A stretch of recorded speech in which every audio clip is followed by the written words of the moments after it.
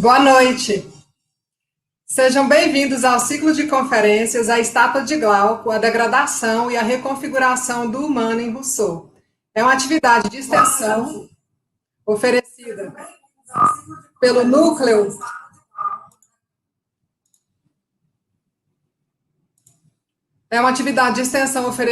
NEPEF, Núcleo de Estudo e Pesquisa em Filosofia e Educação, da Faculdade de Educação da Universidade Federal de Goiás. Este ciclo será composto por 8 conferências, tendo a de hoje o seguinte título: Eu Só, Notas sobre a Vida, a Glória e o Acaso de um Solitário. O ciclo foi idealizado e organizado pelo professor Dr. Wilson Alves de Paiva, o qual será nosso conferencista. Professor Wilson, boa noite. Boa noite, Janaína, boa noite a todos.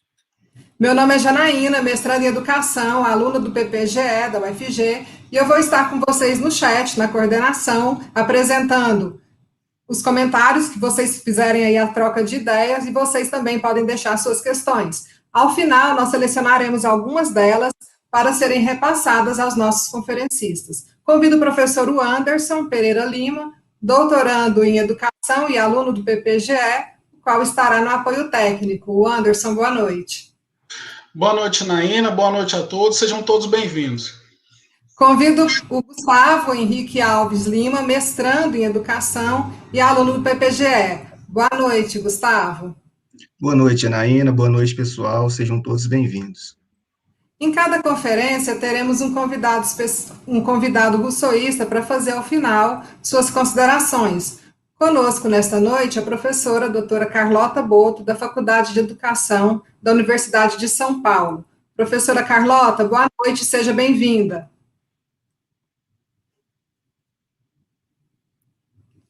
Professor Wilson é professor adjunto da Faculdade de Educação e do Programa de Pós-Graduação em Educação da UFG, é doutor em Filosofia da Educação pela USP e mestre em Filosofia Ética e Política pela UFG, com pós-doutorado na Universidade de Calgary, Canadá, e na Sorbonne Universidade. É especialista em Rousseau, com foco em Educação e Estética. Boa noite, professor Wilson, a palavra é sua. Obrigado, Janaína. Boa noite a todos novamente. E eu gostaria de, como primeiras palavras, dar boas-vindas a todos aqueles que estão inscritos nesse ciclo e os demais que estão também apenas assistindo esta primeira conferência. Eu confesso a vocês que me surpreendeu a quantidade de interessados, porque no projeto eu havia colocado a quantidade de 100 pessoas e nós atingimos mais de 250 inscrições.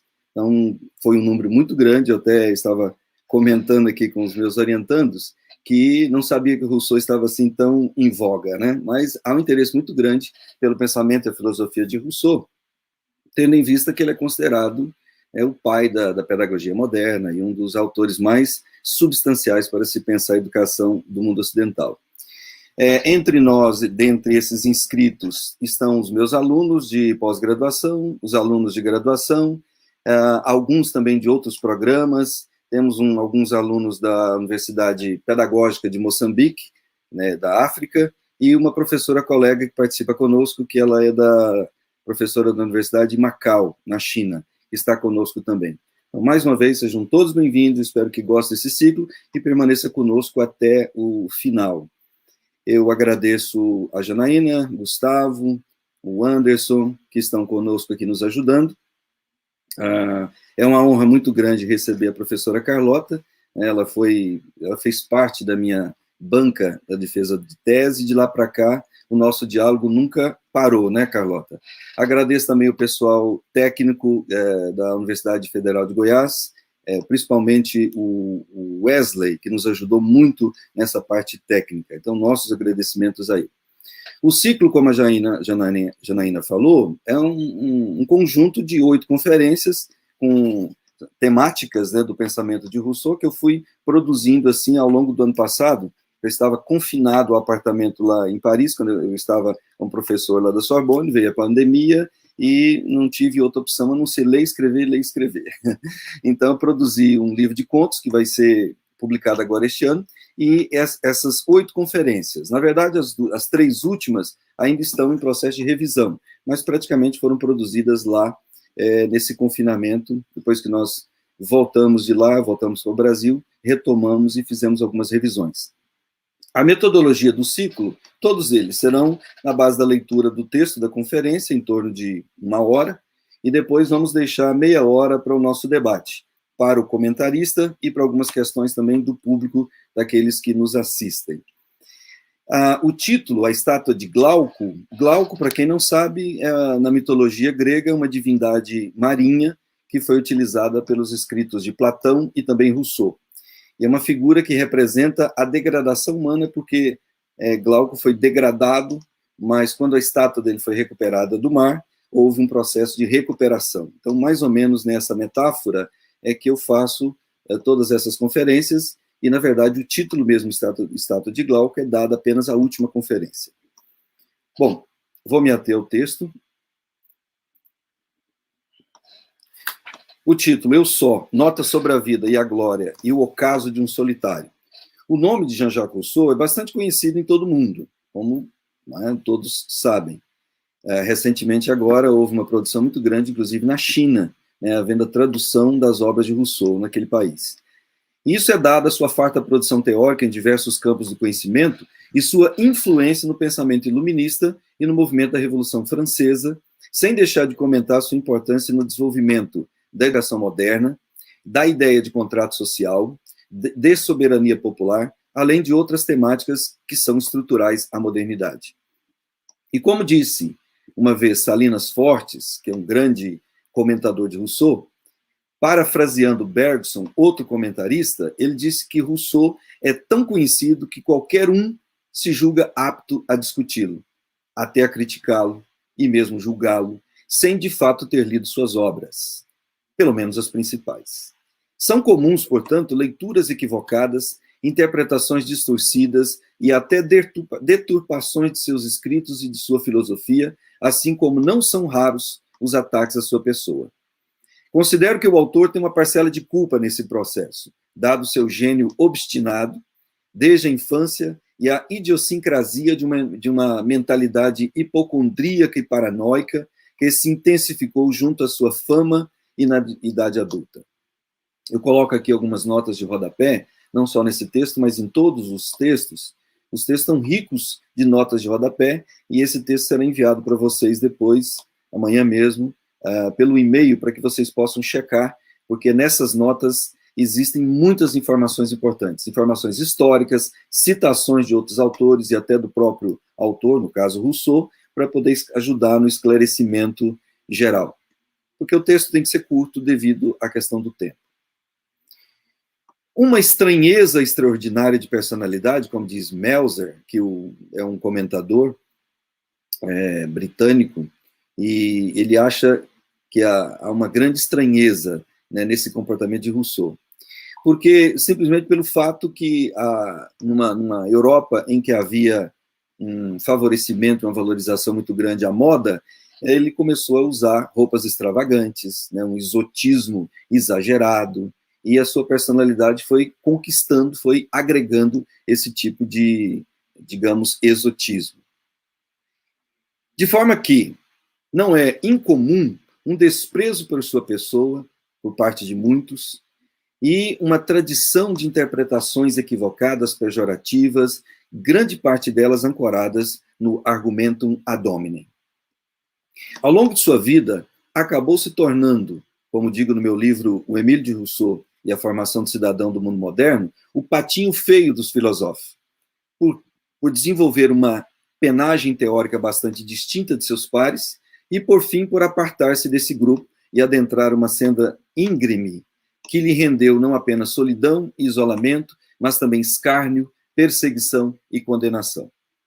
Por essa escolha, não muito diferente do conto infantil, que todos conhecem, nosso personagem peregrinou só, divagando por caminhos tortuosos, embora tenha conseguido sobreviver de forma estoica a tudo isso e se tornado, para não deixar essa metáfora zoofilosófica, talvez o mais belo cisne da literatura e da filosofia oitocentista, admirado por toda a Europa e alhures, desde a consagração de sua obra e até os dias de hoje. Havia na França, e em todos os países europeus nesse período, um debate bastante acirrado sobre as raízes antropológicas da humanidade. Nele é possível destacar duas vertentes principais. Por um lado, a discussão sobre as condições primitivas, o estado de natureza e o homem selvagem, na perspectiva da busca pelo paraíso perdido, pela língua adâmica ou pela terra da harmonia e da justiça, como fora projetado por alguns pensadores tais como Moros, Erasmus, Rabelais, Montaigne, entre outros. Sendo essa a perspectiva da natureza e da bondade natural, tão conhecida. E ela foi reproduzida por poetas e viajantes em quase todos os séculos. Por outro lado, a outra vertente era da alteridade, com reiteradas referências ao outro, isto é, ao diferente, o qual habita os reinos distantes, ora como exemplo de selvageria, ora como modelo de virtude, e assim por diante. Ambas reflexões eram acompanhadas, na maioria dos casos, de idílicas comparações com esses povos, a fim de tirar lições para a Europa, como demonstrou bem Afonso Arinos, sobre a presença do índio brasileiro nesse imaginário. Tanto a imagem de nativos americanos, como a princesa inca Zília, da Madame de Graffigny, que escreveu cartas peruanas, assim como a presença de figuras ocidentais como Zadig, de Voltaire, que foi outro escritor que utilizou dessas metáforas, em toda a produção literária, serviam como recursos retóricos para julgar a sociedade e os costumes do velho mundo, exaltando as condições desses povos, como diversos cronistas fizeram. Desde os anos 500, diversos filósofos criavam mundos e aventuras ideais para driblar a vigilância da igreja e poder criticar as injustiças. Todavia, reproduzir nos escritos literários a figura do homem natural e de uma terra exótica para criticar os costumes, a ordem social e até os constrangimentos advindos da autoridade política e do poder eclesiástico era uma coisa. Outra, bem diferente, era alçar tais imagens à categoria de pensamento sobre a realidade e a padrões de comportamento, assumindo-as para si, como aconteceu com Rousseau, quando passou a defender peremptoriamente um retorno à vida simples, em detrimento daquilo que ele chamou de turbilhão social, que era a sociedade, e tomar essas medidas de comportamento tão exóticas. Para piorar a situação, o caminhante solitário, como ele se define na obra Os Devaneios de um Caminhante Solitário, afastou-se do convívio de seus amigos e tomou a decisão de trocar o culote, o casaco e a peruca por roupas armênias, roupas orientais.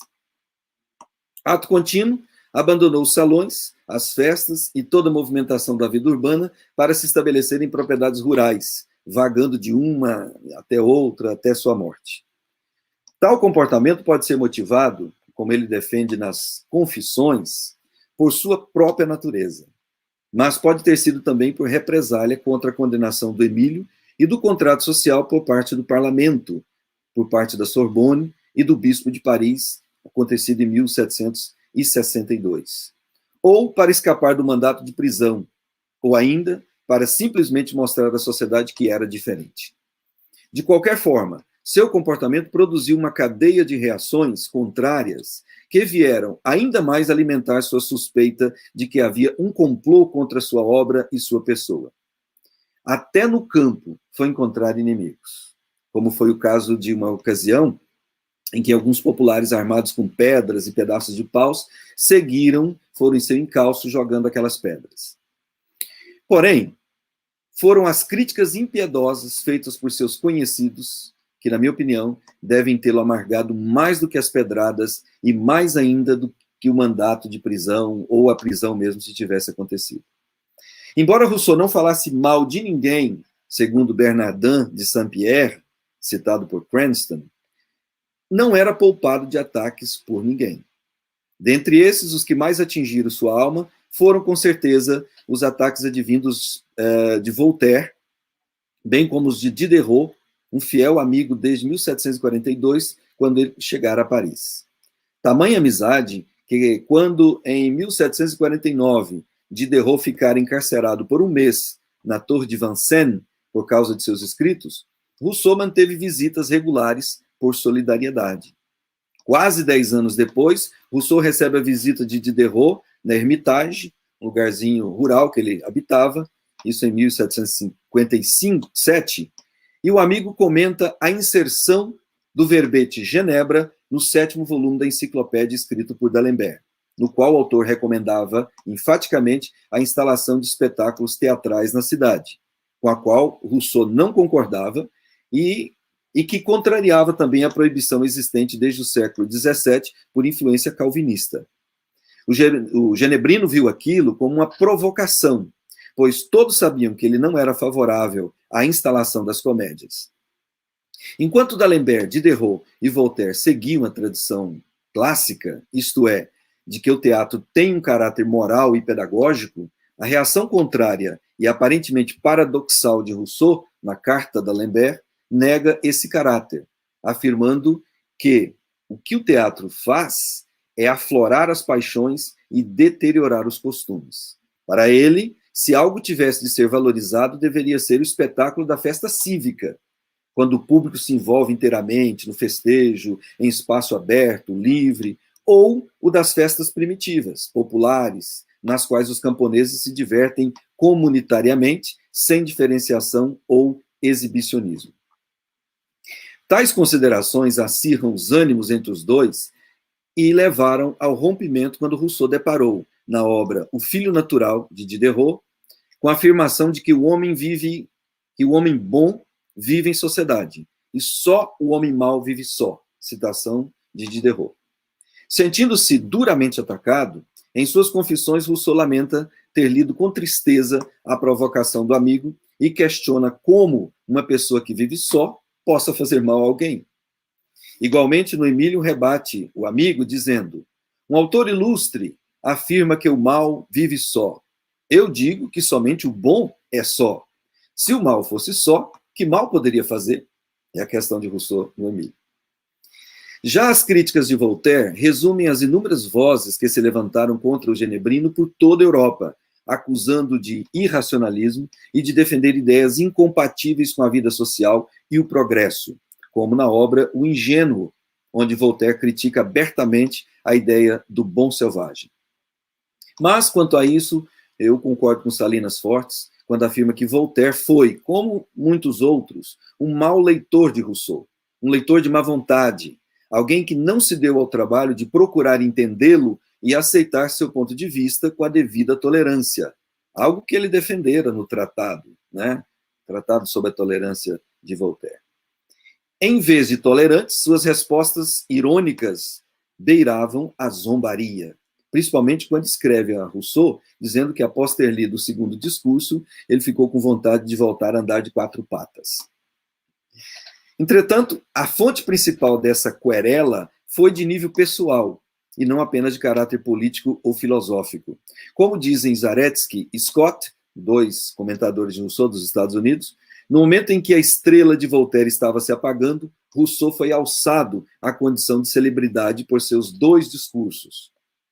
Ademais, ambos os textos atacam o que Voltaire dedicou toda a sua vida para defender, ou seja, o progresso das ciências e das artes. E, obviamente, a obra russoniana Carta D'Alembert, ao atacar a instalação de um teatro em Genebra, atrapalharia ou até arruinaria os interesses e negócios que Voltaire tinha na cidade. Tamanha foi a antipatia que, como relata Grimm, em sua Correspondance littéraire, ao receber e ler a obra de Rousseau, Cartas Escritas da Montanha, em 1766, Voltaire irou-se ao ponto de xingá-lo de patife e de monstro, desejando espancá-lo até a morte. Outro a criticá-lo pejorativamente foi o grande compositor Rameau, que desprezou sua nova proposta de notação musical, bem como a composição Musas Galantes, assim como todas as outras, atiçando outra polêmica antológica, que foi a querela dos bufões, que dividiu os parisienses em 2 partidos em torno da ópera. Na nota de rodapé tem a explicação do que é, ou do que foi essa querela.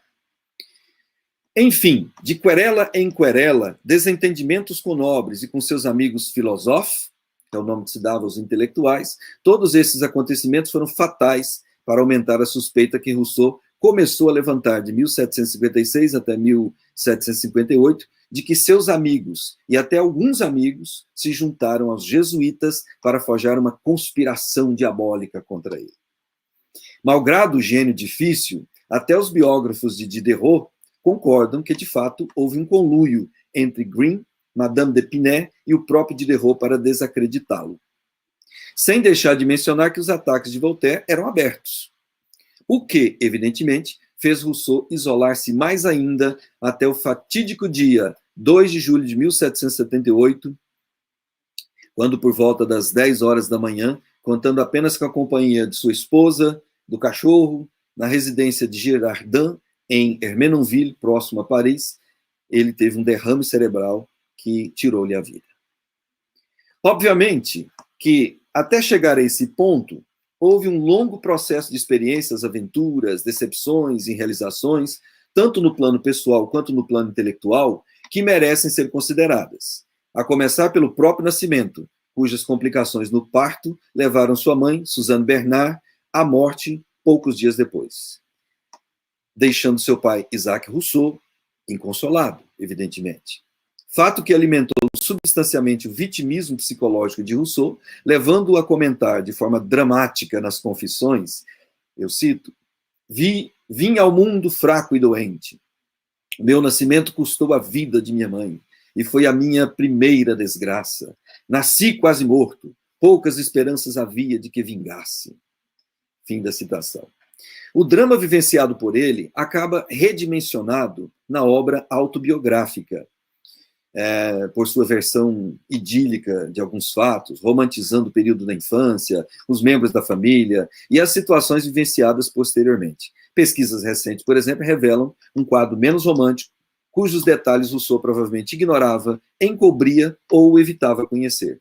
Um exemplo disso foi a referência à cerimônia simultânea de matrimônio de Isaac e Suzanne e do irmão de Isaac com a irmã de Suzanne, relatado de uma forma assim como se fosse um conto de fadas. O casamento dos tios, de fato, aconteceu, mas 5 anos de diferença, 5 anos depois do enlace dos pais de Rousseau, e foi em circunstâncias menos nobres que as evocadas por ele. Em nota de rodapé eu explico que circunstâncias são essas. Seu pai pode ser culpado de muita coisa, mas não deixou de ser afetuoso enquanto pôde, sobretudo nos primeiros 5 anos durante os quais viveu na confortável casa da nobre cidade alta, em Genebra, quando empreendeu sessões de leituras de romances que duravam toda a noite. Leituras que incluíam Plutarco, Ovídio, Molière, Bossuet, só para citar alguns nomes da rica biblioteca de seus pais, que, segundo Rousseau, ajudaram a formar o espírito livre republicano. E não se pode deixar de mencionar que esse exercício precoce também ajudou a despertar seu talento literário e o apreço pela cultura clássica. Bom, por um lado, esse mimo excessivo resultou em negligência da educação de François Rousseau, seu irmão 7 anos mais velho, a quem sobrara aprender o ofício do pai e os castigos. Não suportando, fugiu e caiu no anonimato. Embora de natureza afável, seu pai era enérgico e volta e meia se desentendia com alguém, além das constantes brigas com a sogra que habitava a mesma casa. Já tiveram problema com alguns oficiais ingleses e não pôde evitar, em 1722, quando residia já na cidade baixa de Genebra, um desentendimento com um oficial genebrino que resultou em sua condenação e fuga. Também nota de rodapé eu coloco detalhes dessa condenação. Com tudo isso, e com as tristes e traumáticas experiências com tutores, Rousseau passou por momentos e situações que também ajudaram a mudar a sua identidade.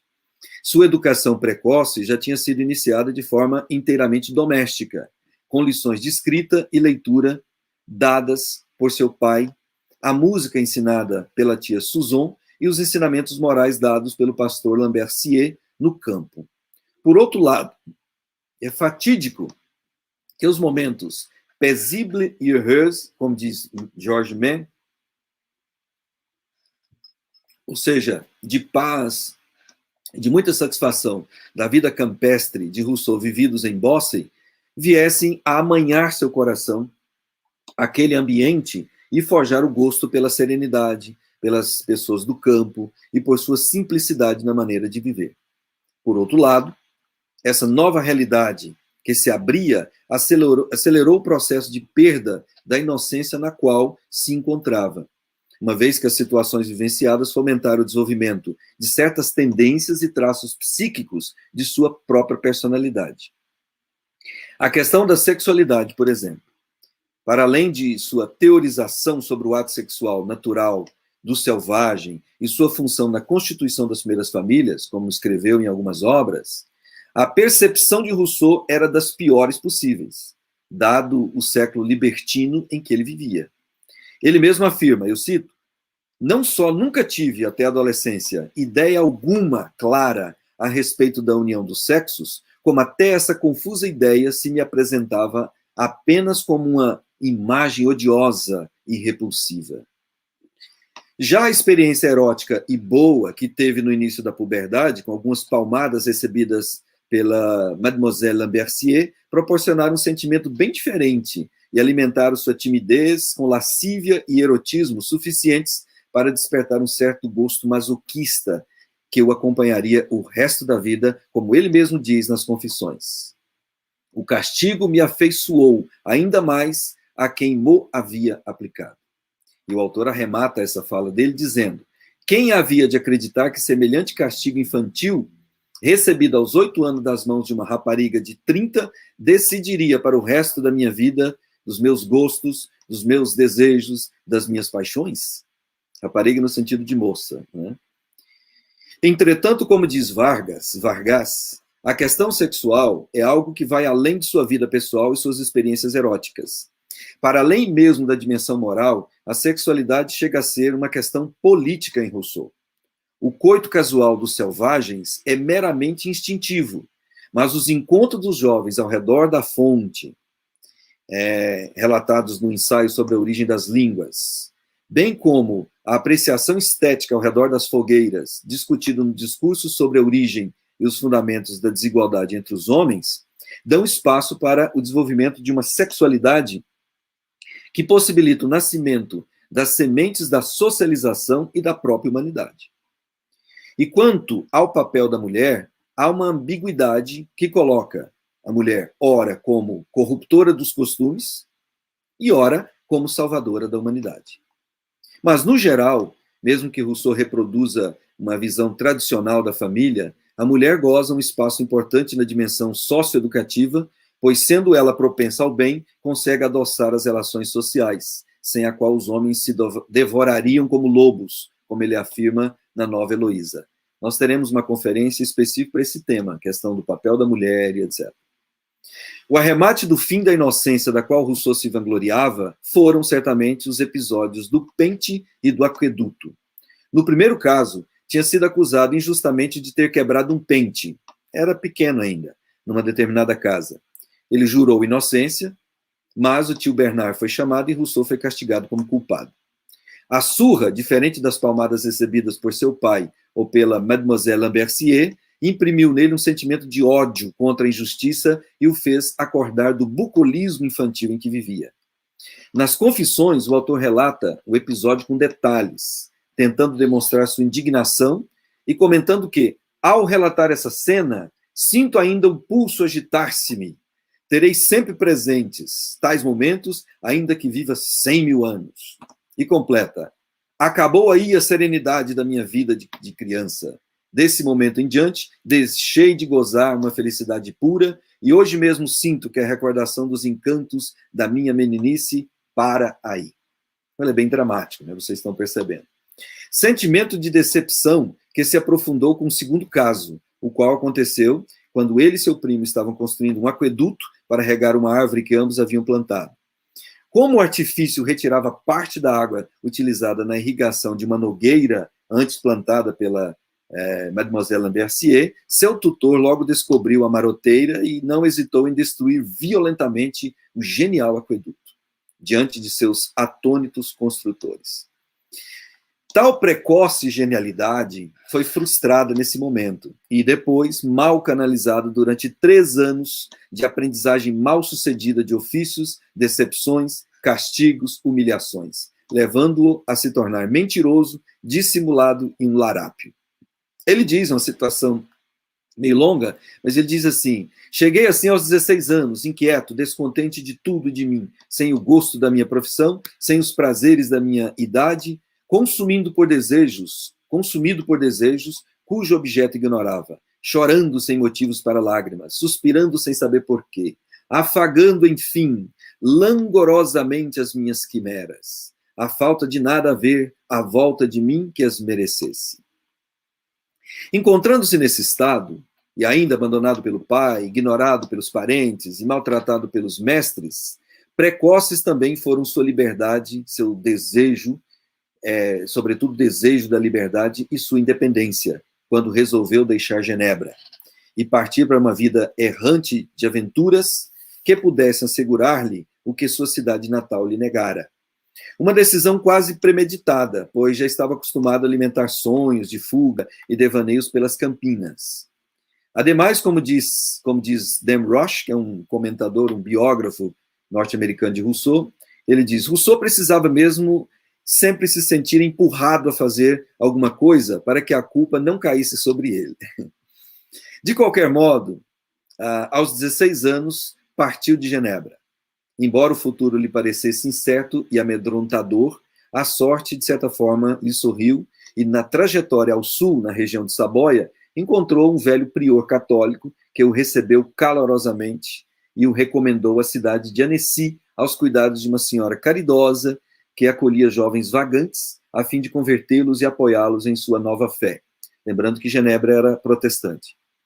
A impressão que teve do prior foi de uma inferioridade intelectual e a de um homem sem virtude, suportando somente por causa da boa comida e do bom vinho.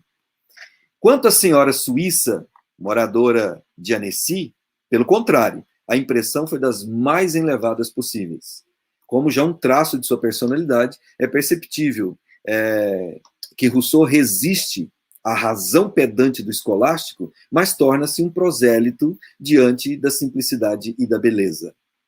O charme de Madame de Warens, nos seus 29 anos, cativou o prosélito ao ponto de tornar-se em seguida a segunda paixão de Rousseau.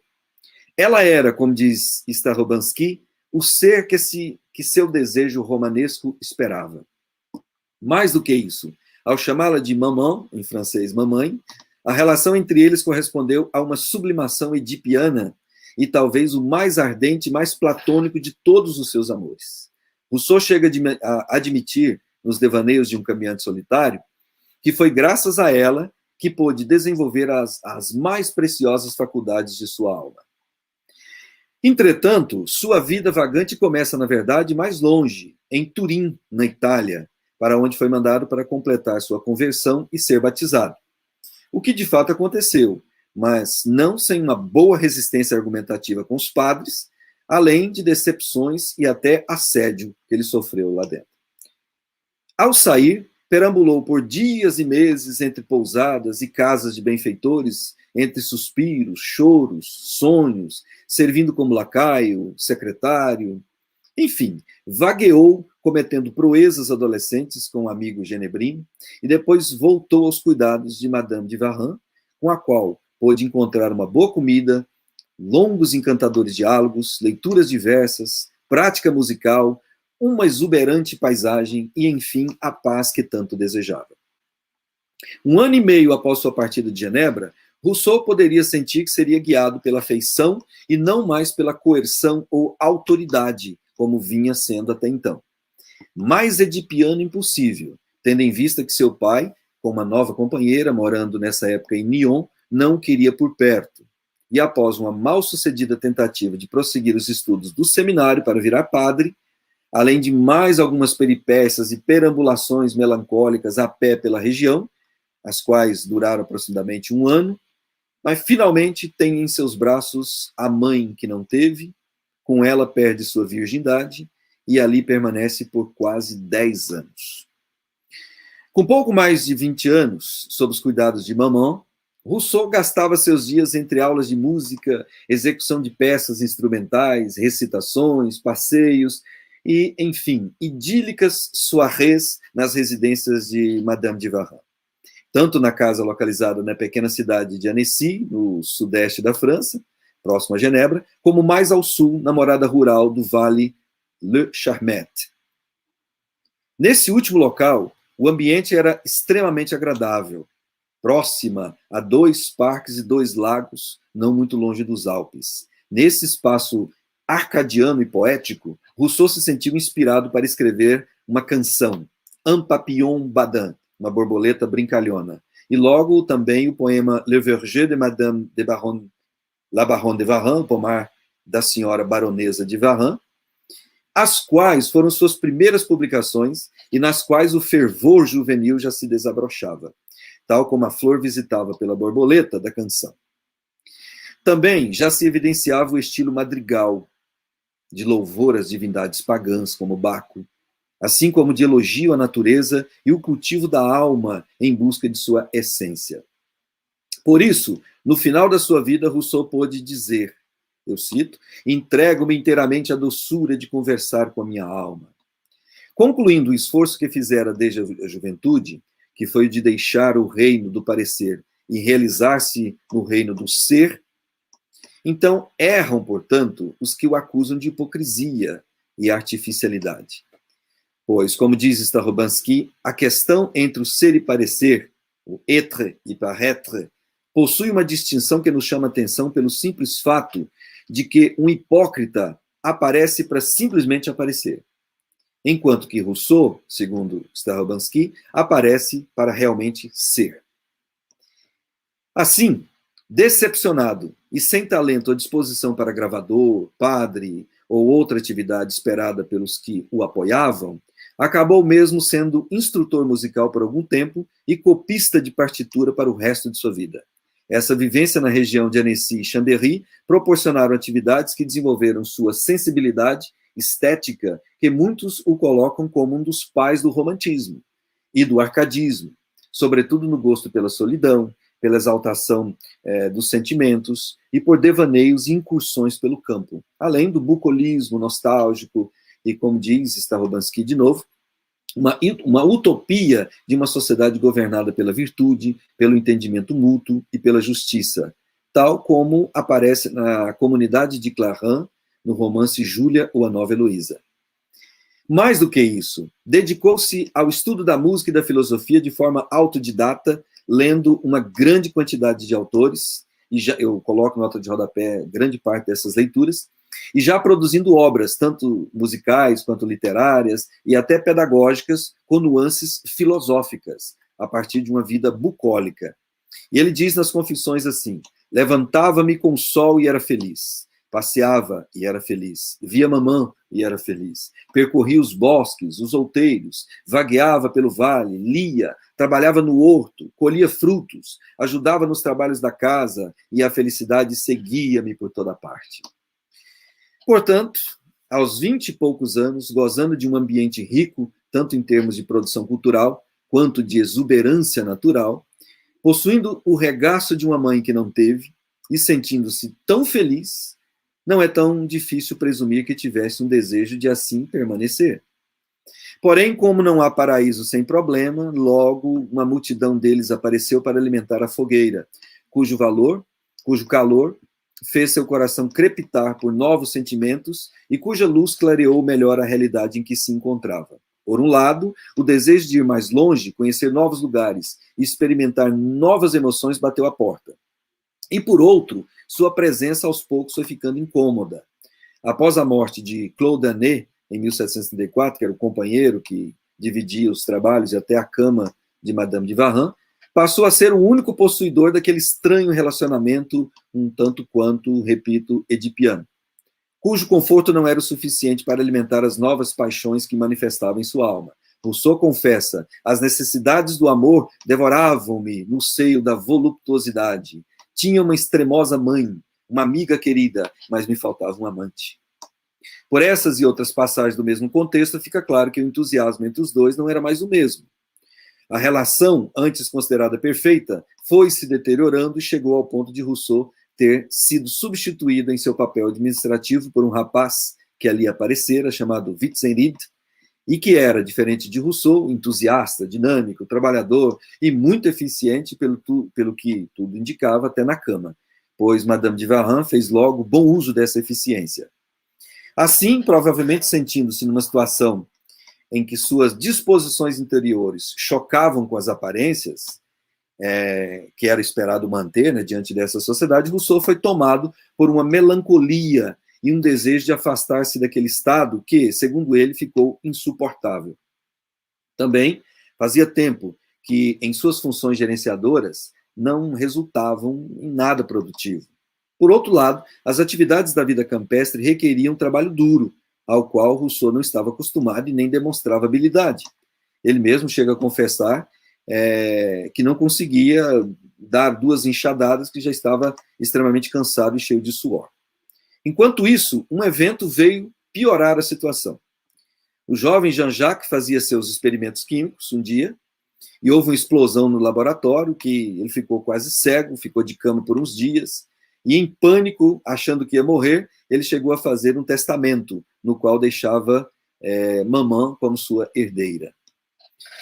É importante dizer que o período de 1737 e 1740 foi crucial em sua vida, em vários sentidos. Além do referido acidente, seu estado de saúde não era dos melhores, pois apresentava sintomas estranhos, como zumbidos e palpitações. Embora Rousseau tivesse de fato uma doença, nas Confissões o autor faz um relato tão dramático de seu estado de saúde que claramente tratava-se de um exagero. Os médicos que foram atendê-lo perceberam logo a sugestão psicológica patogênica e afirmaram que se tratava de uma doença imaginária. Não tinha nada. O certo é que a medicina da época, sem os conhecimentos bioquímicos necessários, não tinha a menor condições de diagnosticá-lo com precisão, né?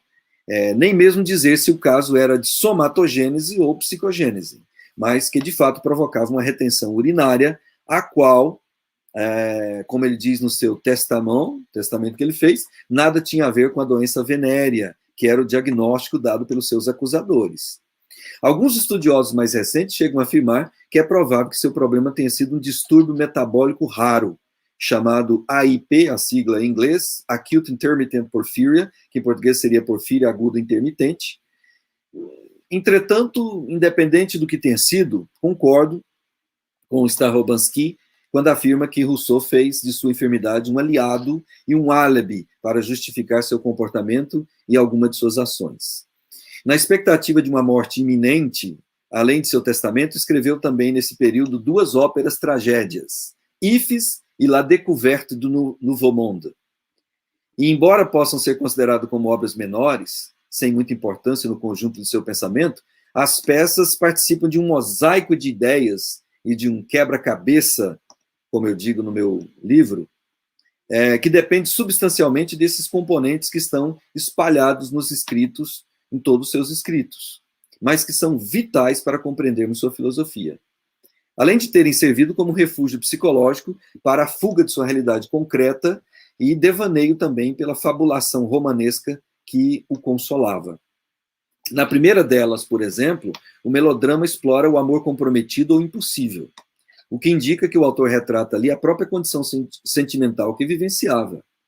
Também, a peça serviu como germe do lirismo e do romantismo que se desenvolvem e se desabrocham em outras obras.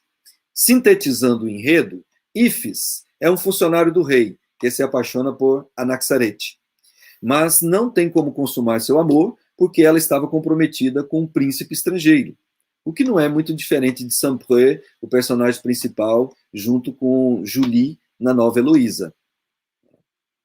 Pois Julie era a amada, os dois estavam apaixonados, e ela fora prometida em casamento pelo seu pai.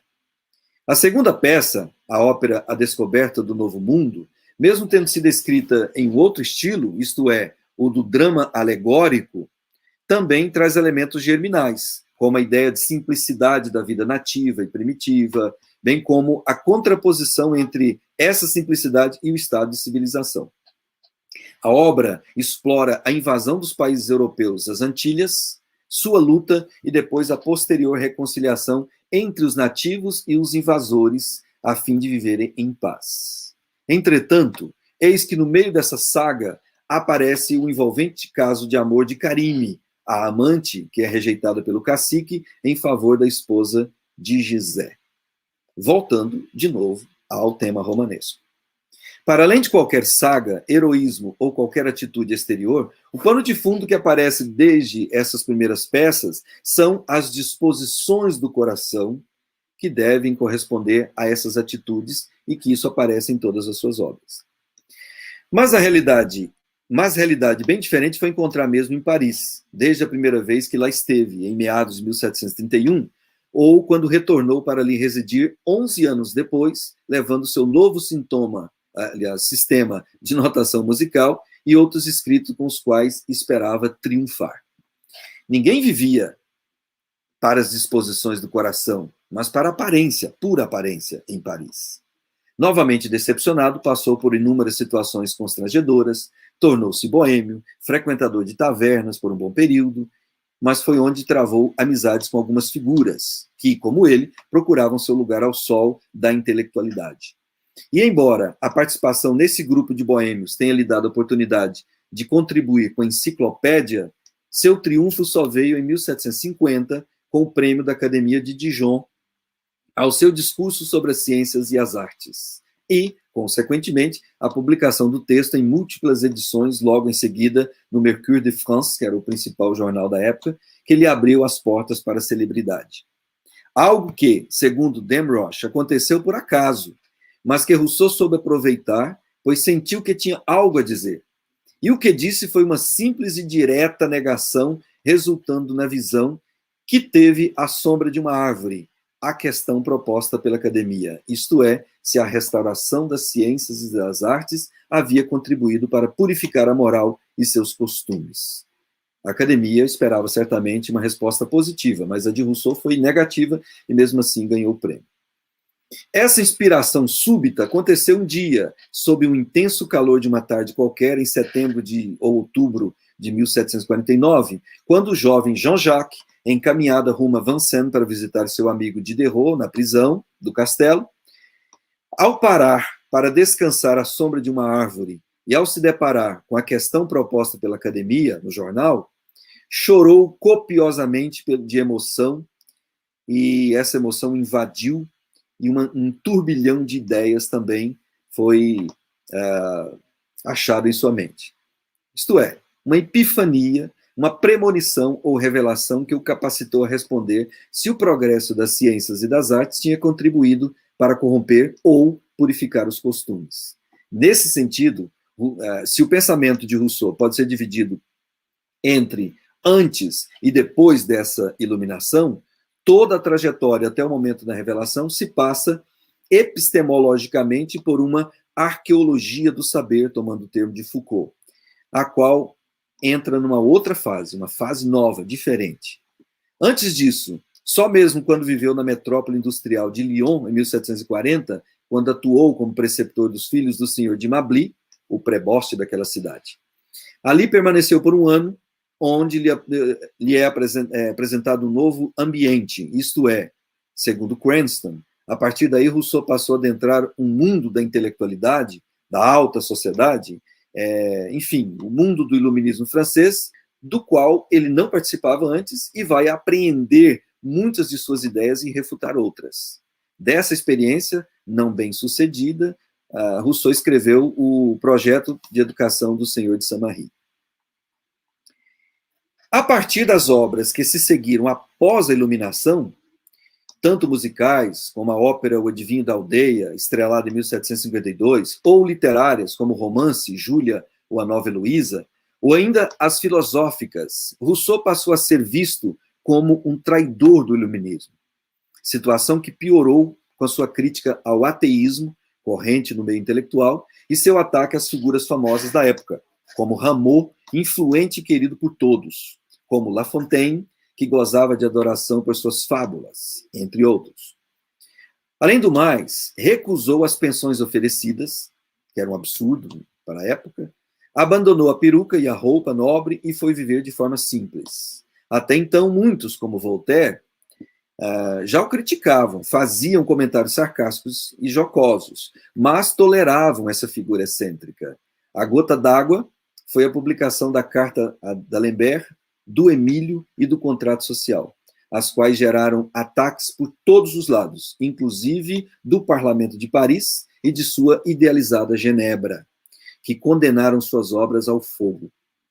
E quando seu discurso inflamado e seu posicionamento crítico se intensificaram nas obras subsequentes, como a carta a Christophe de Beaumont, as cartas escritas da montanha e as confissões, tanto a consagração quanto o opróbrio o acompanharam até o túmulo. Situação que só começa a mudar em outubro de 1794, quando seus restos mortais foram levados para o Panteão em Paris sob grande festejo. Mas antes disso, por um certo tempo, Genebrina aproveitou a celebridade, independente das consequências boas ou más. Na Correspondance littéraire, Grimm comenta que suas aparições provocavam grande alvoroço. E quase sempre a multidão formava ao redor dele, onde que ele estivesse. Rousseau nunca quis fazer como os demais iluministas, que se escondiam sob pseudônimos para publicar suas obras. Pelo contrário, orgulhava-se de assinar Jean-Jacques Rousseau, cidadão de Genebra. Mesmo assim, foi aos poucos fugindo do convívio com o público, como ocorreu na Inglaterra, quando estava sob a proteção de David Hume, entre 1766 e 1767, e mesmo depois, de volta à França. Um percurso previsto desde o início, tendo em vista que Rousseau tinha uma natureza melancólica e sua vida foi quase toda de solidão, amarguras e doenças, sem esquecer a timidez e uma constante sensação de proximidade da morte. Como afirma Cranston, dificilmente alguém teria sucesso nas relações sociais com tal comportamento. Mesmo assim, por muito tempo, Rousseau tentou trazer o público para o seu lado, principalmente com as obras autobiográficas, às quais se dedicou no final de sua vida e com as quais inaugurou o novo estilo, que é a autobiografia moderna. Porém, desistiu do intento ao final de seus dias, após as manifestações contra suas confissões, que eram lidas em público, e posteriormente ao texto Rousseau, Juiz de Jean-Jacques, e parou de escrever, preferiu mesmo a solidão e a ignomínia. Em 1776, 2 anos antes de sua morte, quando começou a escrever sua última obra, Os Devaneios do Caminhante Solitário, anotou no início, logo na primeira caminhada, eis que me encontro então sozinho na terra, não tendo outro irmão próximo, amigo ou sociedade além de mim mesmo. O mais sociável e o mais afetuoso dos humanos foi dela proscrito por um acordo unânime. E nesse mesmo tom trágico, completa reafirmando a si mesmo a existência da conspiração contra si. Ele diz, procuraram nos refinamentos de seu ódio que tormento poderiam ser mais cruel à minha alma sensível, e romperam violentamente todos os laços que me uniam a eles. Ele brigou realmente com todo mundo. Sentimento que se aprofunda com o acidente sofrido. Eu coloco nota rodapé que acidente foi esse. Bem como com a intensificação de sua doença urinária. Apesar de tudo, o retiro, o isolamento e a solidão lhe proporcionaram um dulce farniente que lhe deu a tão desejada paz interior. Quando habitou a ilha de São Pedro, no meio do lago de Biena, em 1765, costumava deixar os convidados à mesa do jantar e ia com o barco ao meio do lago, onde se deitava para contemplar o céu e as estrelas. Rousseau confessa no final da 6ª caminhada assim: o resultado que posso tirar de todas essas reflexões é que nunca fui realmente adequado à sociedade civil, em que tudo é constrangimento, obrigação, dever. Por isso que diz, ao escrever a Malesherbes, não comecei a viver a não ser a partir de 9 de abril de 1756, data em que deixa Paris para, eu cito a frase dele, para nunca mais ali habitar, como ele diz nas Confissões. E passa a viver, então, na Hermitage, na pequena propriedade cedida por Madame d'Épinay, em Montmorency. Certamente que não existia um conceito de personalidade como utilizamos hoje, mas Rousseau deu os primeiros passos nesse sentido ao refletir nas Confissões sobre os episódios de sua vida, em busca de compreender-se e tentar explicar por que agia de uma forma ou de outra. Uma das explicações que dá na 6ª caminhada dos Devaneios, sobre a recusa às ofertas de pensão e de proteção dos nobres, foi a seguinte: enquanto ajo livremente, sou bom e faço apenas o bem. Mas logo que sinto o jugo, quer da necessidade, quer dos homens, torno-me rebelde, ou antes indócil, e então sou inexistente. Isso explica a animosidade criada com seus amigos de Paris, como Hume, como Voltaire, e da Inglaterra, como Hume, e com tantos outros que tentaram prestar-lhe favores, mas que para ele eram sempre acompanhados de segundas intenções, fazendo-o afastar-se deles, como diz Damião, de si mesmo. A mal-sucedida tentativa de Hume em ajudá-lo pode ter tido início na noite de 8 de janeiro de 1766, quando, após terem partido para a Inglaterra, na manhã do dia 4, antes de atravessar, tiveram que pousar no meio do caminho, ali na região de Calais. Rousseau afirma, à noite, todos estavam dormindo, ele afirma ter ouvido Hume murmurar dormindo, Je tiens Jean-Jacques Rousseau, quer dizer, eu tenho comigo Jean-Jacques Rousseau. Então isso para ele foi o fim da picada. Né?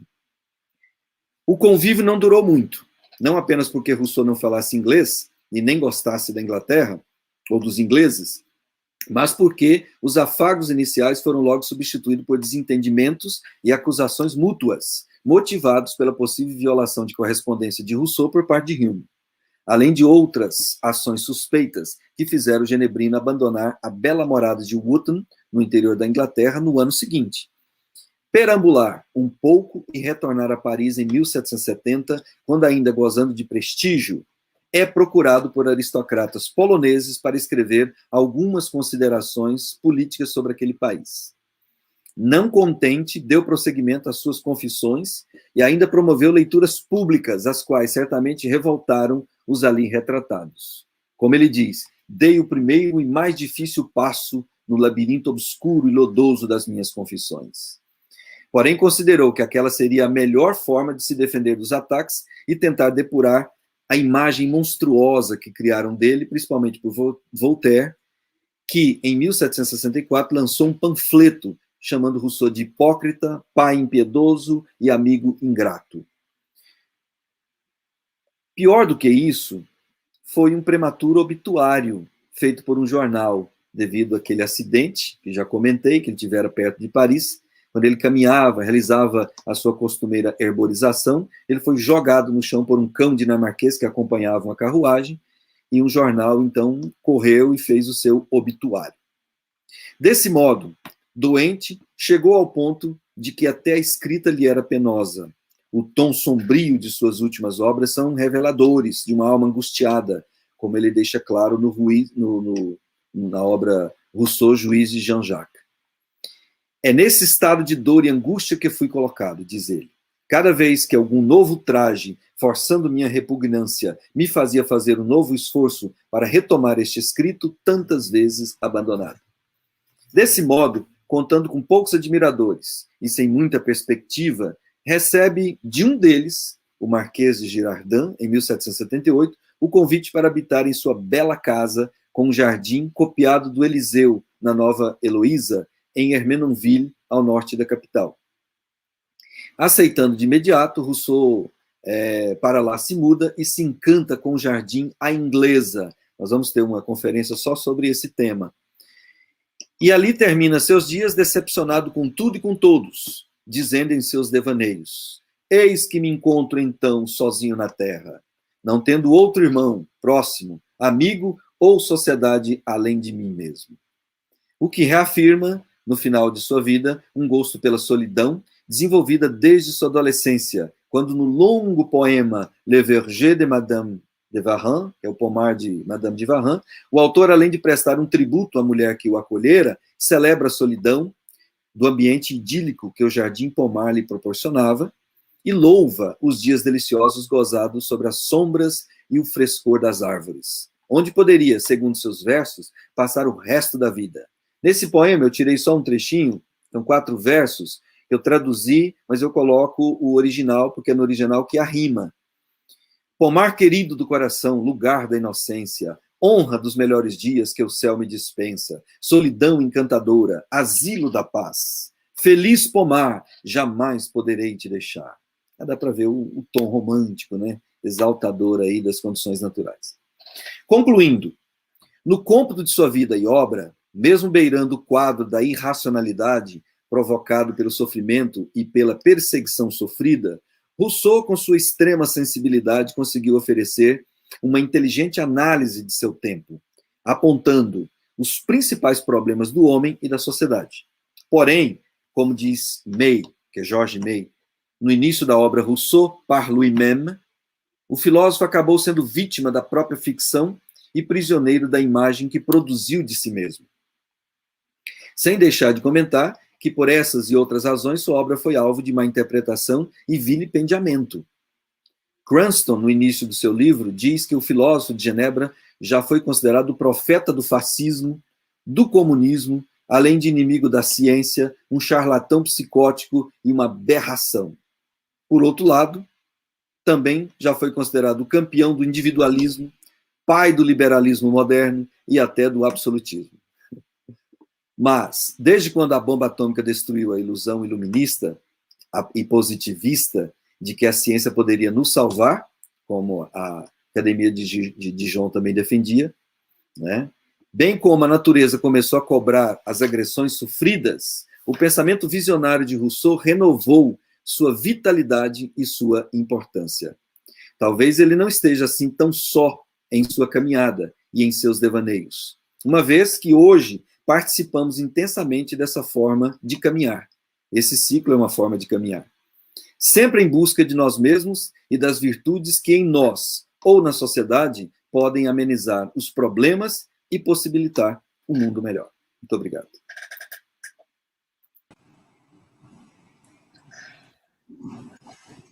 Agora vamos convidar a professora Carlota Boto, a qual terá 5 minutos para as considerações, e depois vamos selecionar pelo chat 2 questões do público. Com a palavra, professora. Bom, mais uma vez, boa noite a todos e a todas. É uma alegria ter sido convidada, ter sido escolhida pelo professor Wilson para atuar como debatedora dessa primeira sessão de um importante ciclo de formação por ele ministrado na forma desse curso. Eu fico muito feliz pela admiração que eu tenho pelo trabalho do professor Wilson, desde que eu li o livro que contemplava o seu mestrado, mesmo antes da defesa de seu trabalho de doutorado. Uma defesa brilhante, diga-se de passagem, e numa trajetória que eu diria está coroada na maturidade que ele apresenta nesse texto. Eu fico muito feliz porque sempre é uma oportunidade de diálogo sobre um autor que nos é comum, por quem somos ambos apaixonados. Assim como vocês, eu pude experimentar o sentimento de fruição intelectual ao ouvir e anteriormente ao ler o texto com que o Wilson acaba de nos brindar. Como vocês viram, é um trabalho de fôlego, de elevadíssima qualidade, que demonstra um pleno conhecimento da trajetória e da obra de Rousseau, bem como um maduro domínio da leitura de seus mais avalizados comentadores.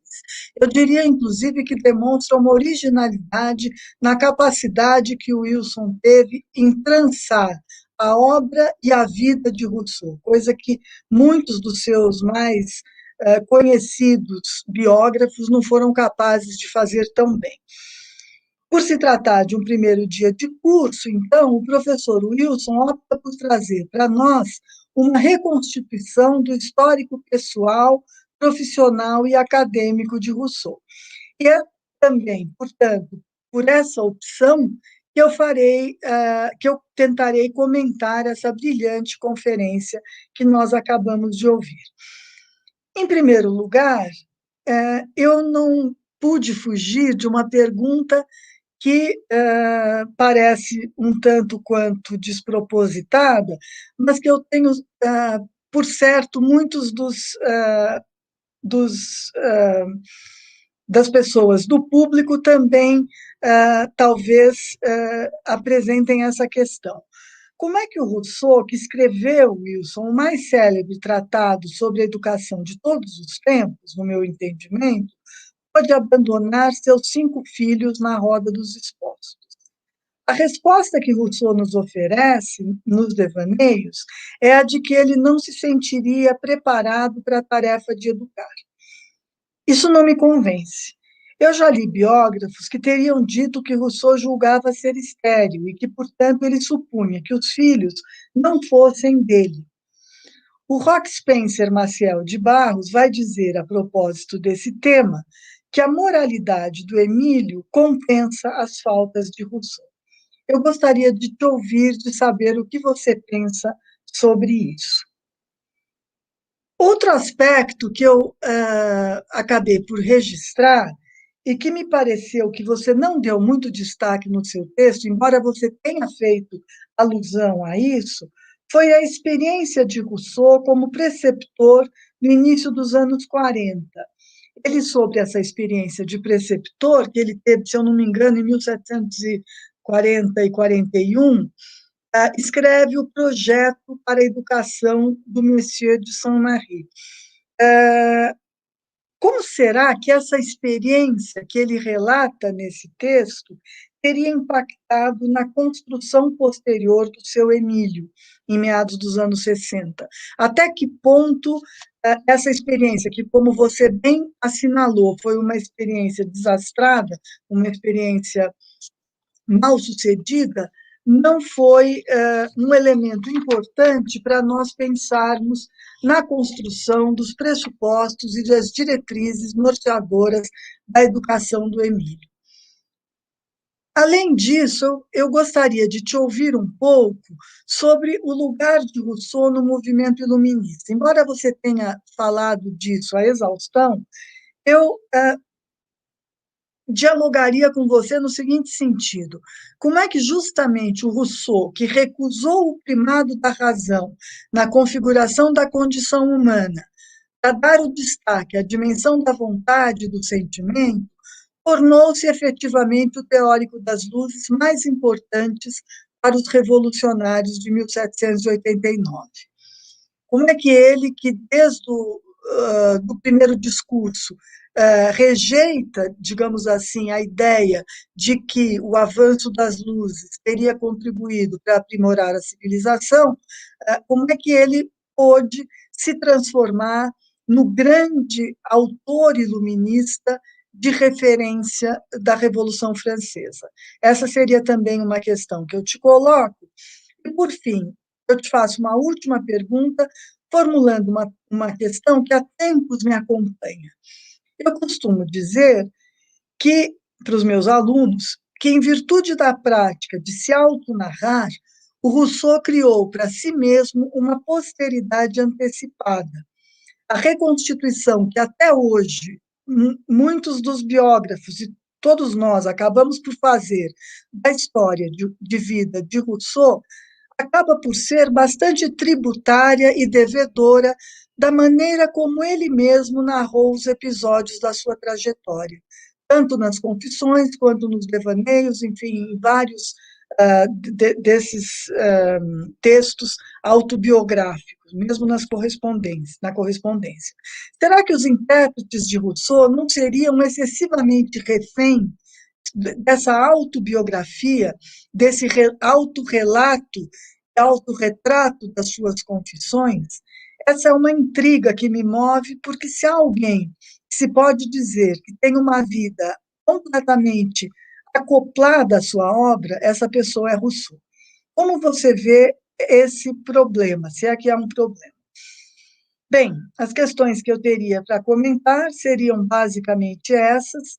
Não sei se era muito isso que você esperava que eu fizesse, mas foram essas as inquietações que me acompanharam a partir da leitura e da escuta do seu belíssimo trabalho, pelo qual eu te cumprimento. Muito obrigada, professor Wilson. Carlota, eu que agradeço, eu estou muito contente com a sua participação, e eu já deixo para que todos saibam que em cada conferência nós teremos um convidado, como a Carlota, que vai fazer esse momento de comentário e, se quiser, colocar algumas questões. E eu deixei que, de forma livre, para que todos fizessem conforme bem quisesse, né? E a Carlota me colocou numa saia justa. A Carlota é uma das maiores conhecedoras do pensamento de Rousseau no Brasil, vocês devem conhecer. Carlota, a saia justa que você me colocou é justamente essa questão. Volta e meia, eu me deparo com essa questão. Vou fazer uma conferência aqui, acolá, uma palestra aqui, uma aula.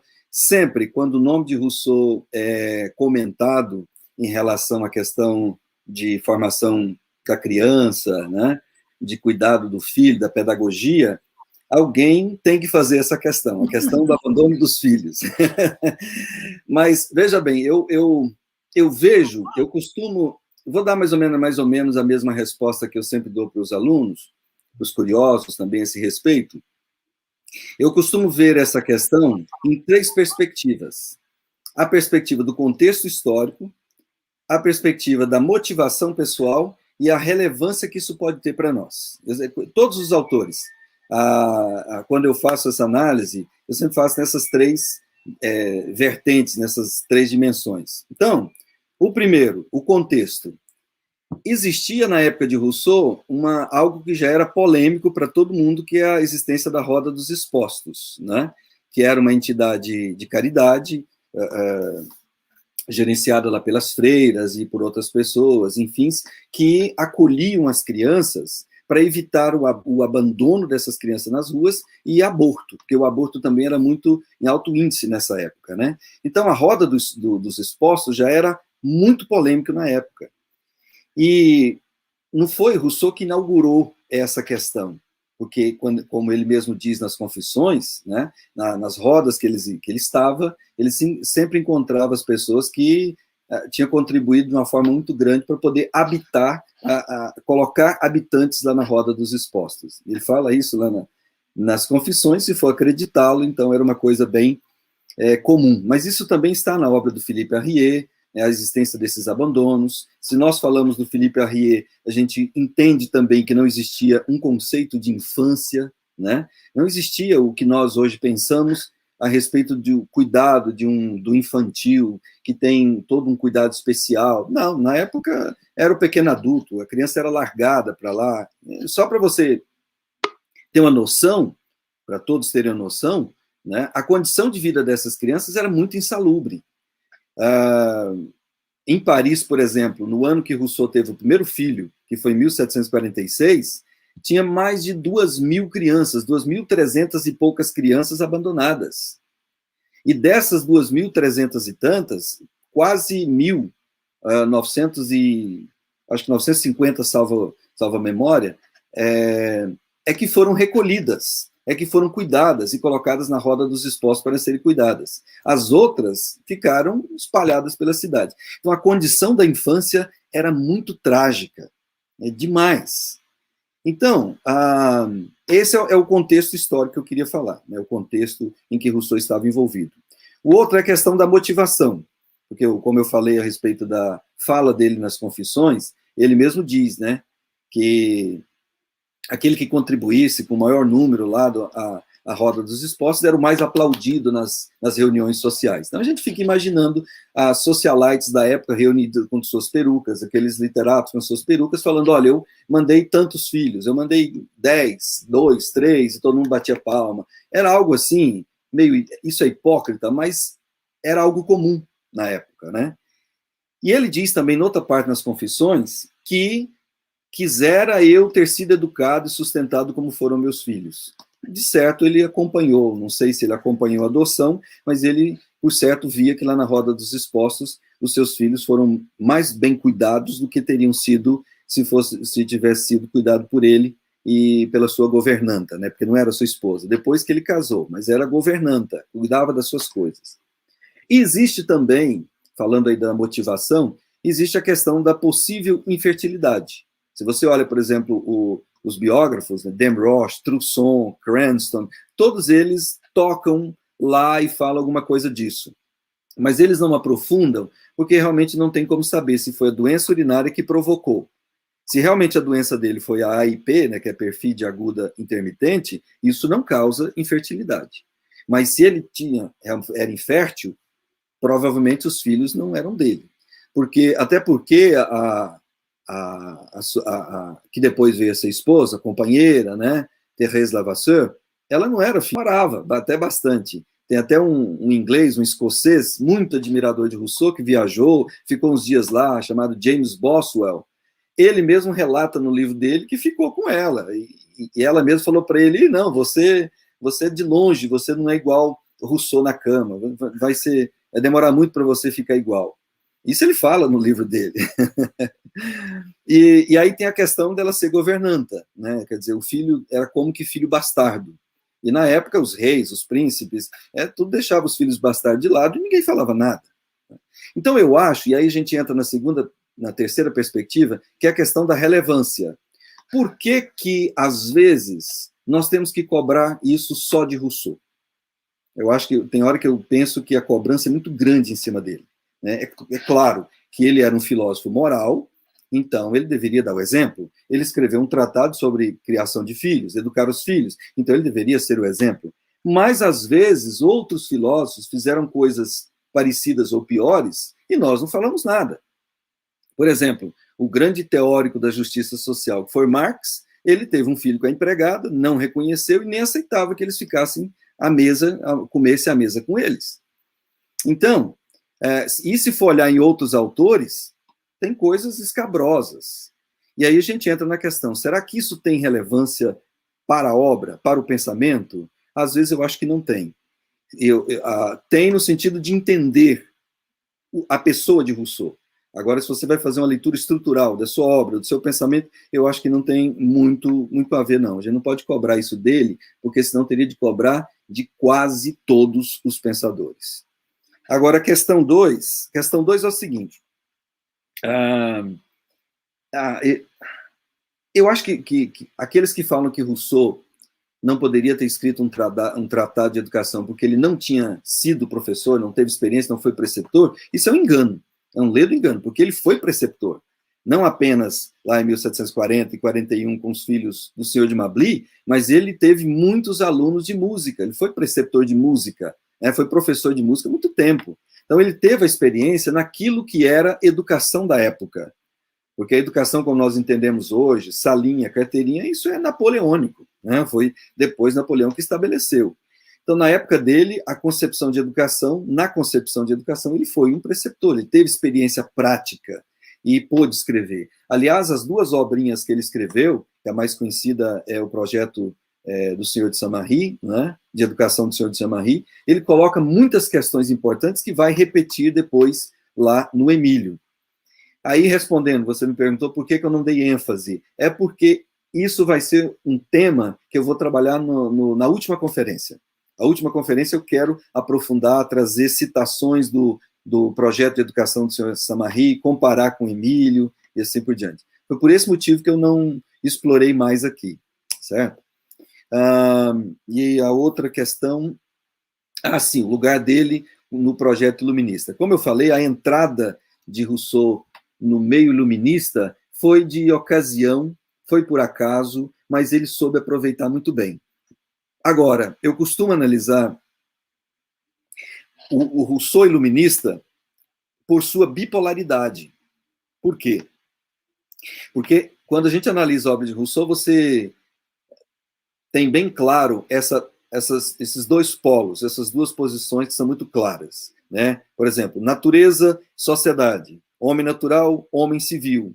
Então ele pensa, o pensamento de Rousseau é bipolar, ele pensa pelos dois polos. Então o iluminismo e toda a movimentação que advinha da enciclopédia, dos próprios escritos de Diderot e de Voltaire, ele compartilhava em alguns aspectos, compartilhava no sentido de organização social. Mas, por outro lado, ele valorizava aquilo que os iluministas não valorizavam, que é a questão da natureza, a vida simples, a vida campestre e assim por diante. Por isso que no meu livro eu chamo Rousseau de o patinho feio, né? Porque o patinho feio ele foi criado ali com a pata, ele era cisne, mas ele foi criado ali no meio. Então Rousseau foi cria do iluminismo, mas ele pensou de uma forma diferente. A obra dele foi aproveitada pelos revolucionários, mas só o lado da questão do contrato social, da vida social, do amor à pátria e assim por diante. Só esse polo. E eu acho que os revolucionários também abusaram, né? Robespierre, por exemplo, com toda a sua tirania, ele dizia que era seguidor de Rousseau e aplicava alienação total. Então, no fundo, eu acho que o que Rousseau realmente desenvolveu, e eu acho que aí eu já estou respondendo a sua última observação, é a razão sensitiva. Porque se você analisa em toda a obra, no conjunto da obra de Rousseau, o que prevalece no fim é a razão. Não é a sensibilidade, é a razão. Mas é uma razão que é construída pela sensibilidade. Eu costumo até usar os termos de Horkheimer, né, que fala da razão objetiva, subjetiva, instrumental. A de Rousseau, ela vai permeando tudo isso e chega à razão, ao estabelecimento da razão, mas de uma razão molhada, né, embebecida pelo sentimento, pela sensibilidade que ele desenvolve a partir dos elementos do próprio corpo, na sensibilidade com a natureza, e de sua sensibilidade de sua alma. Então, nesse sentido, ele não afasta tanto do movimento da razão, do iluminismo, mas ele dá um novo sentido ao iluminismo. E, por fim, quando você fala da prisão, né, o próprio Georges May, que é o professor francês que deu aula nos Estados Unidos muitos anos, ele diz que nós todos somos presa de uma ficção que Rousseau criou. Ele mesmo se tornou presa dessa ficção. E essa ficção tem um pouco de verdade? Tem, grande parte. A gente pode pegar as confissões e dizer que, sei lá, 90% é verdade, um pouco imaginação, não sei, eu não vou colocar porcentagem aqui. Mas existe um Rousseau fictício que ele vai criando, né? Igual existe um Sócrates criado por Platão, existe um Rousseau criado por ele mesmo. E como não existem muitos biógrafos, eu digo de sua época, para biografá-lo, para dizer quem era, porque a maioria na sua época foi atacá-lo, nós ficamos presa disso. Né? Nós ficamos todos presos nessa ficção que ele criou. Ainda bem que existem os biógrafos que se aprofundaram bastante, como o Toussaint, né, que tem aquela obra em 2 volumes, o Cranston em 3 volumes, que dão uma dimensão bem real do que realmente aconteceu com Rousseau. Então, nós hoje, vamos dizer que os escolanovistas, no início do século XX e até do XIX, fizeram mesmo uma leitura muito romantizada dessa ficção criada, né? Existe o Lombroso, que é até da área da Janaína, que é do direito, que fez uma leitura assim, extremamente romântica dele, a filha dele, do Lombroso também.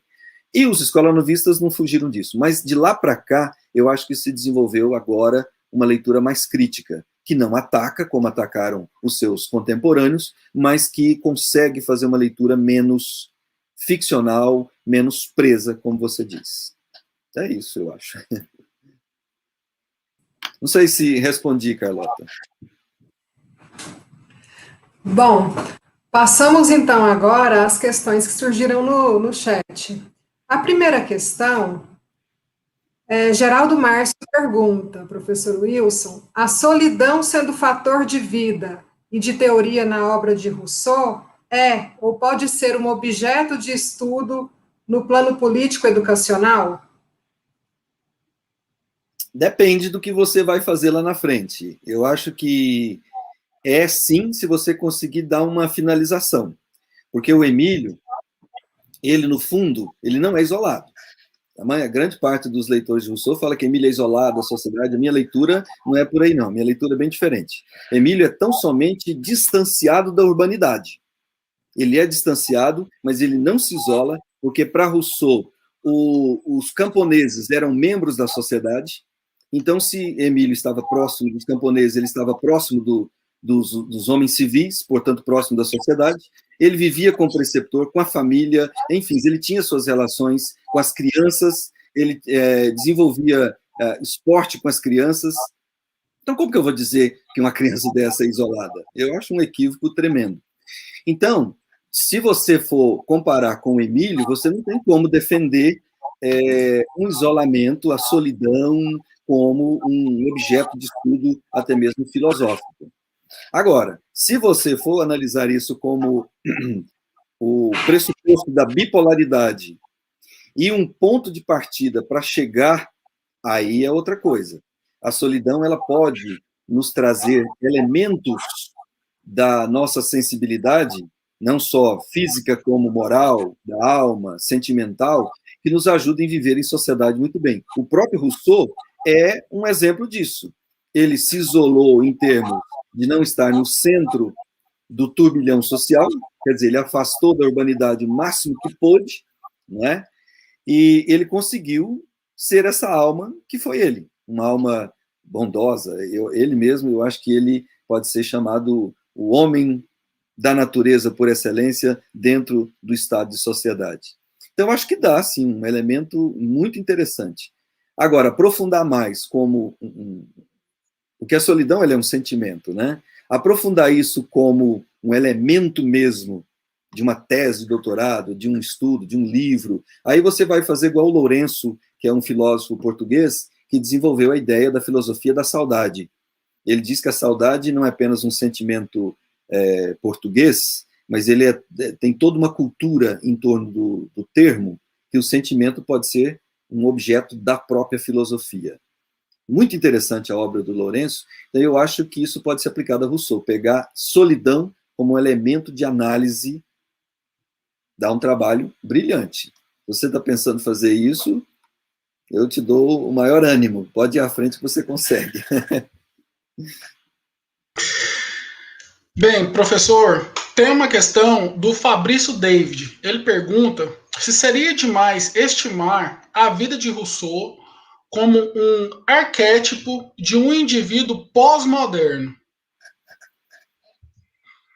Bom, é uma questão tanto quanto complicada e complexa, porque se nós nos remetermos aos teóricos da pós-modernidade, sobretudo o Jameson, né, lá dos Estados Unidos, quando ele faz uma análise da desconstrução das instituições, da desconstrução da razão objetiva, né, e de um homem pós-moderno que seja, para além de tudo isso, com raízes em Nietzsche, em Foucault e tudo mais, eu acho que Rousseau vai por outro caminho, não vai por aí não. Porque, por isso que Rousseau, para mim, ele é o grande autor da modernidade. E no meu livro eu falo, né, o Emile de Rousseau e a formação do homem e do cidadão do mundo moderno. Porque se pensar em pós-modernidade nessa perspectiva da desconstrução de um outro homem, não cabe.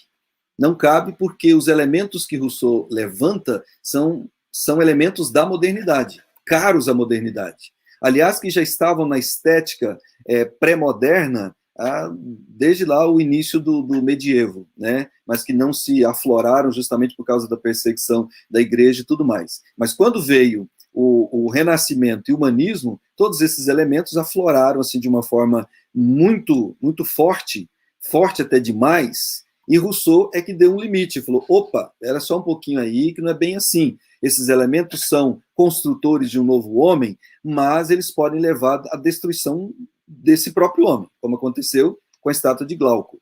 Então, se ele não sinaliza, aí eu estou tentando compreender a sua questão, se ele não sinaliza para uma pós-modernidade, mas pelo menos ele dá uma freada, uma brecha na modernidade. Agora, talvez seja aquilo que o Rouanet fala, que é uma neomodernidade, né? O Rouanet fala muito disso, eu acho interessante. Estamos pensando não numa pós-modernidade, mas uma neomodernidade. E aí, fazer uma comparação do Rouanet, né, o Sérgio Paulo Rouanet, que é o brasileiro diplomata, com a obra de Rousseau, talvez a gente possa entender melhor. Mas é uma boa questão, gostei. Obrigado.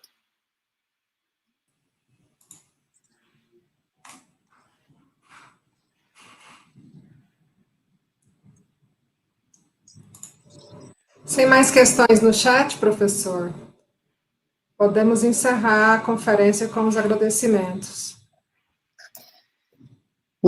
Eu quero agradecer a todos que participaram conosco, mais uma vez agradecer a nossa equipe de apoio, agradecer a Carlota que esteve conosco, e quero convidá-los para as próximas conferências, né?